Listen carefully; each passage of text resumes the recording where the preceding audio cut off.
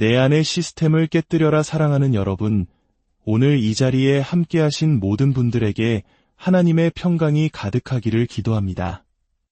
우리의 삶을 깊이 들여다보면 때때로 같은 실수를 반복하고 벗어나고 싶은 어떤 틀 안에서 맴돌고 있다는 느낌을 받을 때가 있습니다. 왜 우리는 변화를 원하면서도 늘 같은 자리로 돌아오는 것일까요? 오늘 우리는 바로 그 문제의 핵심, 우리 각자의 내면에 자리 잡은 보이지 않는 시스템에 대해 이야기 나누고자 합니다. 이 말씀이 여러분의 마음의 은혜로 다가온다면 좋아요와 구독으로 이 선한 영향력을 함께 나누는 일에 동참해 주시길 바랍니다. 이 영상을 통해 하나님의 말씀이 더 멀리 퍼져나갈 수 있도록 여러분의 작은 손길이 큰 힘이 됩니다. 듣는 모든 분들의 삶 위에 주님의 놀라운 축복이 임하시기를 소망합니다. 우리의 목표를 알면 그 사람이 어떤 시스템으로 움직이는지 알 수 있습니다. 반대로 그 사람의 행동 시스템을 보면 그 사람의 숨겨진 목표가 무엇인지 짐작할 수 있죠. 오래전 저의 목표는 제가 소중히 여기는 사람들을 절대 실망시키지 않는 것이었습니다. 그래서 제가 만든 시스템은 무엇이었을까요? 바로 다른 사람의 기분을 맞추는 것, 즉 피플 플리저가 되는 것이었습니다. 당신을 실망시키고 싶지 않았기에 당신의 의견에 반대하고 싶지 않았습니다. 혹시나 당신이 나를 떠날까 봐 두려웠기 때문입니다. 그래서 저의 시스템은 필요하다면 상황을 조작하고 사람들의 비위를 맞추고 괜찮지 않아도 괜찮은 척 행동하게 만들었습니다. 제 감정을 억누르는 것이 습관이 되었습니다. 저의 유일한 목표는 당신이 나를 떠나지 않게 하는 것이었으니까요. 이 자리에 계신 모든 분들은 각자의 시스템을 가지고 있습니다. 어떤 사람의 목표는 절대 두려워하거나 약해 보이지 않는 것일 수 있습니다. 그렇다면 그의 시스템은 무엇일까요? 바로 과도할 정도의 공격성입니다. 다른 사람이 자신을 만만하게 보는 것을 원치 않기 때문입니다. 또 다른 사람의 목표는 모든 사람에게 사랑받는 것일 수 있습니다. 그래서 그의 시스템은 끊임없이 주고 또 주는 것입니다.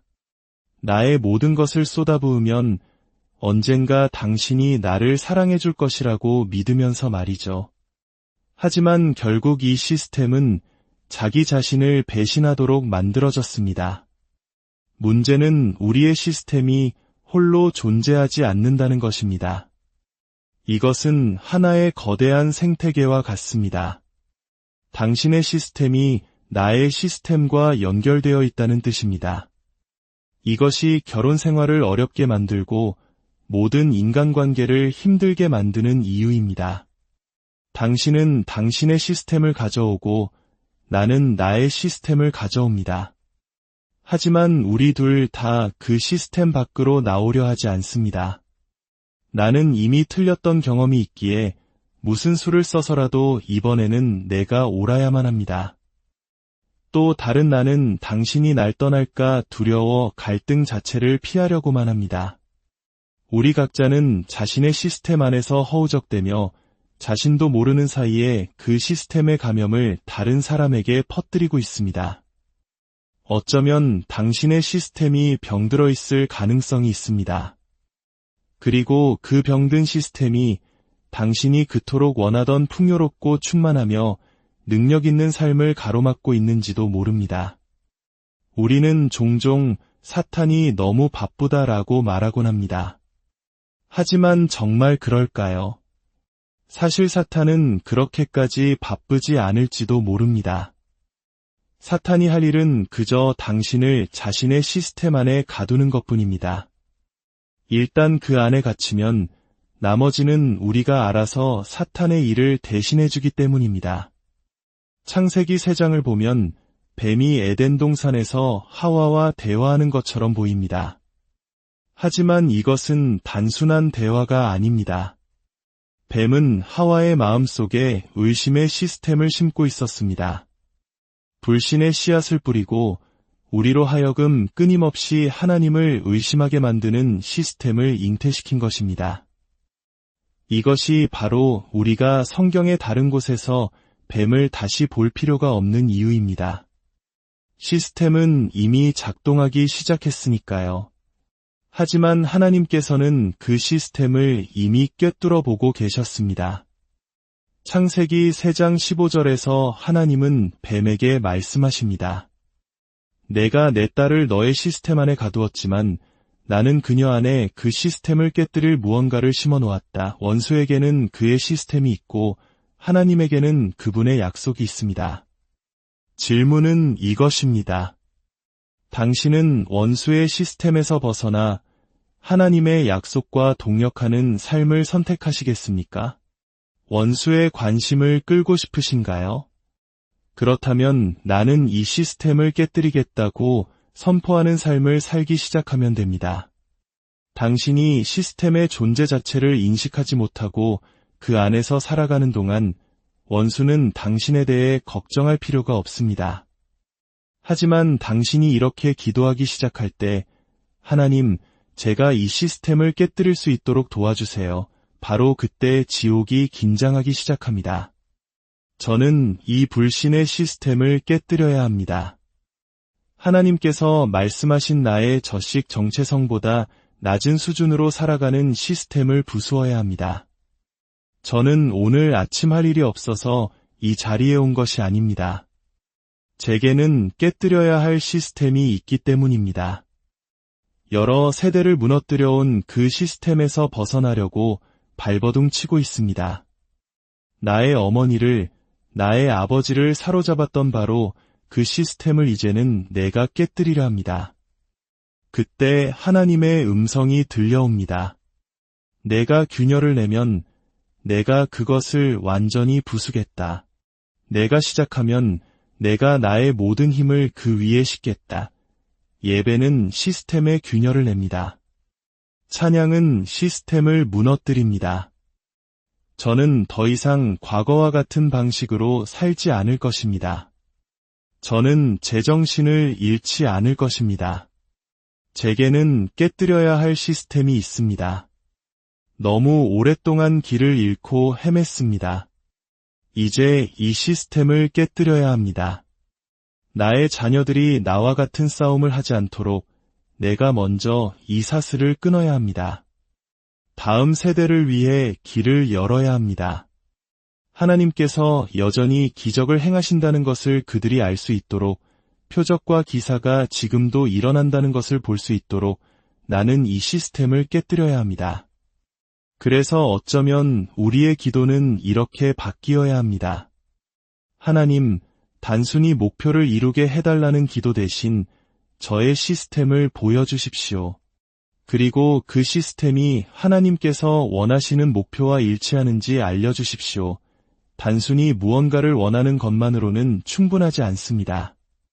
나의 시스템이 그 목표를 이룰 수 있도록 설정되어 있습니까?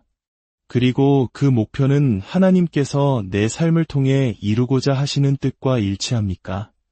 하나님, 이 목표가 당신이 제 삶을 위해 보시는 것과 일치합니까? 이것이 제가 원하는 것입니까? 아니면 당신께서 원하시는 것입니까?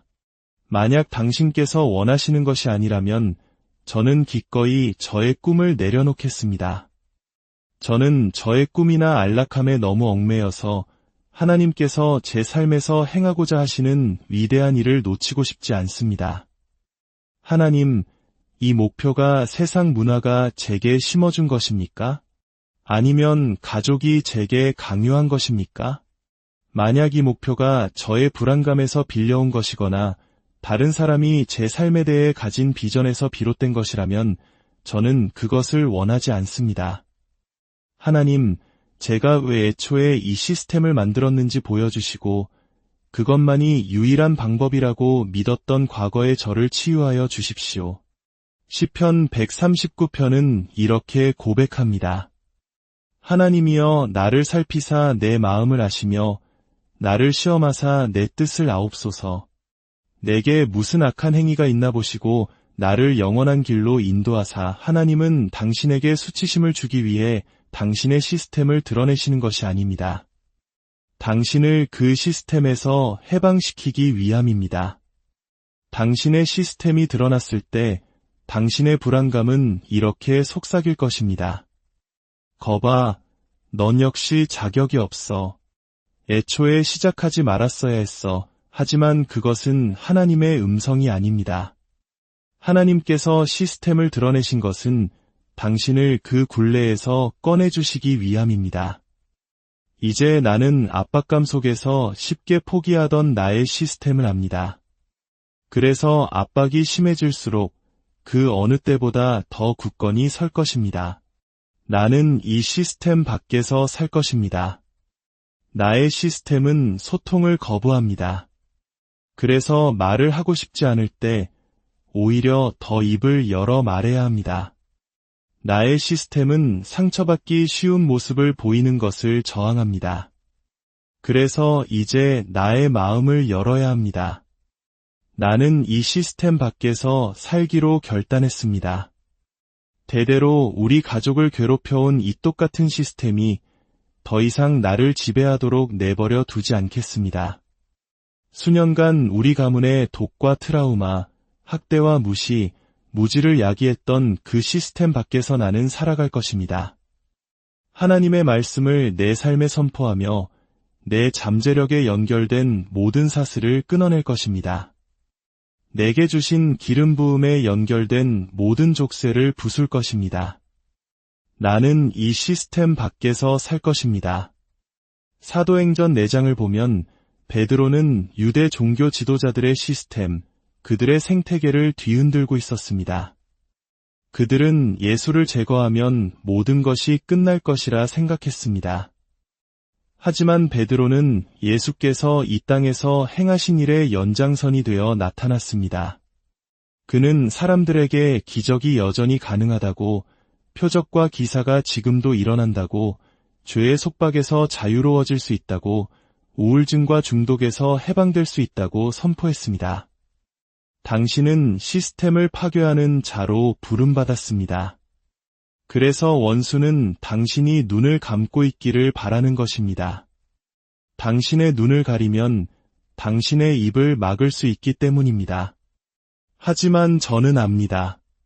하나님께서 나를 구원하셨다는 것을, 하나님께서 나를 만지셨다는 것을, 내가 길 잃은 자였으나 이제는 찾은 바 되었다는 것을, 이것은 내가 들은 이야기가 아니라 내가 직접 경험한 진실입니다. 사도행전 4장의 순간 베드로는 과거와 비슷한 상황에 처합니다. 예수님과의 관계에 대해 신문받던 그날 밤처럼 말입니다. 그 순간에는 그의 시스템, 즉 두려움과 자기보존의 시스템이 그를 대신해 말했습니다. 그는 예수를 3번이나 부인했습니다.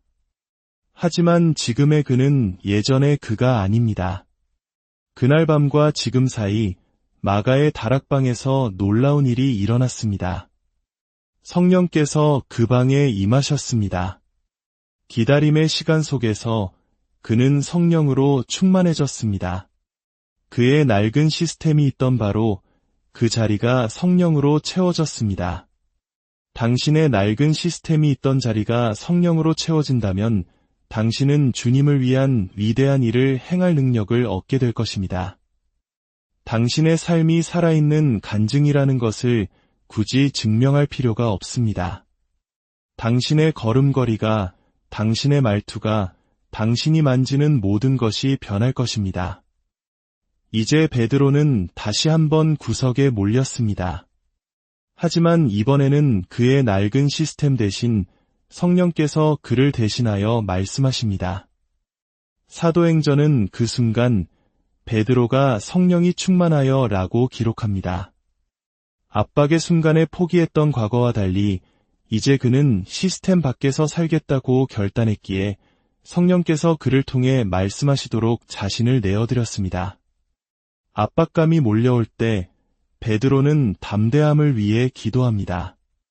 담대함은 그의 옛 시스템인 두려움과 정반대되는 것입니다. 그는 위협을 제거해달라고 기도하지 않았습니다. 그들을 벌해달라고 기도하지도 않았습니다. 그는 이렇게 기도했습니다. 하나님, 저들이 위협하는 것을 보시고 저의 초점이 당신께서 제게 맡기신 사명에서 벗어나 저를 방해하는 자들에게로 옮겨가지 않게 하소서.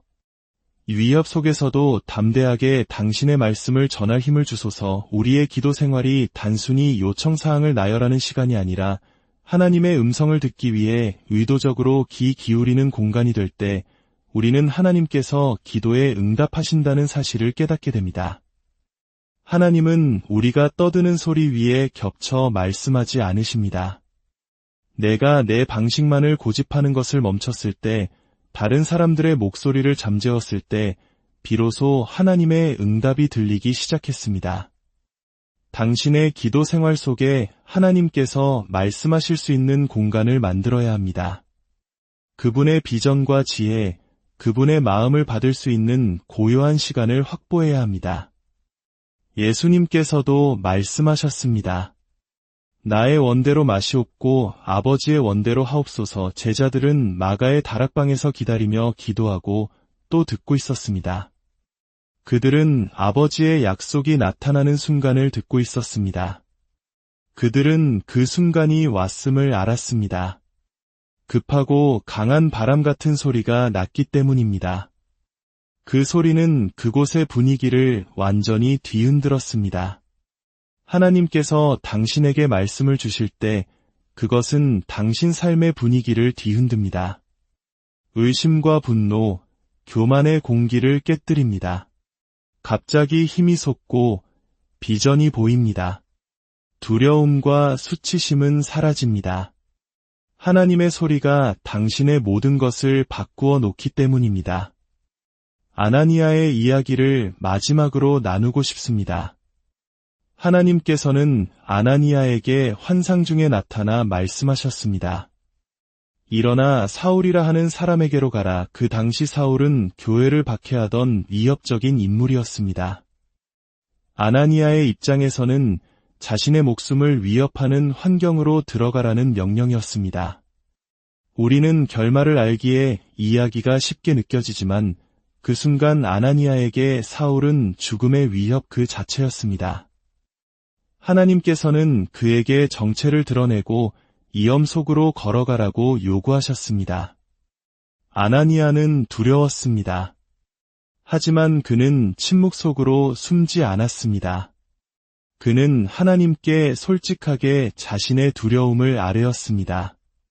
그러자 주님께서는 그에게 아무도 알지 못했던 놀라운 계획을 알려주셨습니다.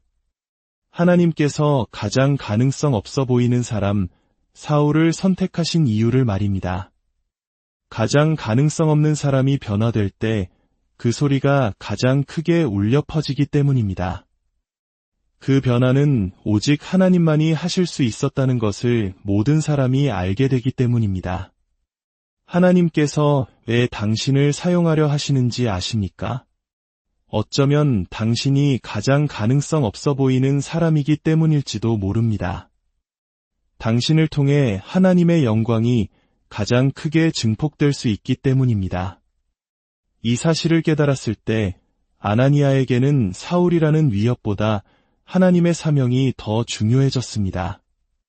그는 사울을 신뢰해서 간 것이 아닙니다. 사울이 어떤 사람인지 확신이 있어서 간 것도 아닙니다. 그는 순종했을 때 일어날 수 있는 어떤 위험보다도 하나님을 더 신뢰했기 때문에 그 길을 갔습니다. 사랑하는 여러분, 하나님께서 당신을 보내시는 그곳에 있는 사람들을 당신이 신뢰하지 않아도 괜찮습니다. 당신은 그들을 신뢰하는 것이 아니라 당신을 보내신 하나님을 신뢰하는 것입니다. 아나니아가 몰랐던 사실이 있습니다. 하나님께서는 그가 그곳에 도착하기 전에 이미 그 위협을 무력화시키셨다는 것입니다. 하나님께서 당신의 발걸음을 어디로 이끌고 계신지 저는 알지 못합니다. 하지만 이것 하나만은 꼭 기억하십시오. 당신은 존재하지 않는 위협을 두려워하고 있습니다. 주님께서 이미 무력화시키신 위협 때문에 망설이고 있습니다. 두려운 마음으로 나아갈지라도 그 두려움이 당신의 증인이 될 것입니다. 하나님께서 당신이 도착하기 전에 이미 그 방을 예비하셨고 그 마음을 준비시키셨으며 모든 위협을 제거하셨음을 목격하게 될 것이기 때문입니다. 오늘 말씀을 통해 우리 각자의 내면에 있는 낡고 병든 시스템을 발견하고 그것을 깨뜨릴 용기를 얻기를 바랍니다. 그리고 그 빈자리를 하나님의 약속과 성령의 능력으로 가득 채우시기를 바랍니다. 당신을 묶고 있던 모든 사슬이 끊어지고 주님 안에서 참된 자유와 능력을 경험하는 복된 삶이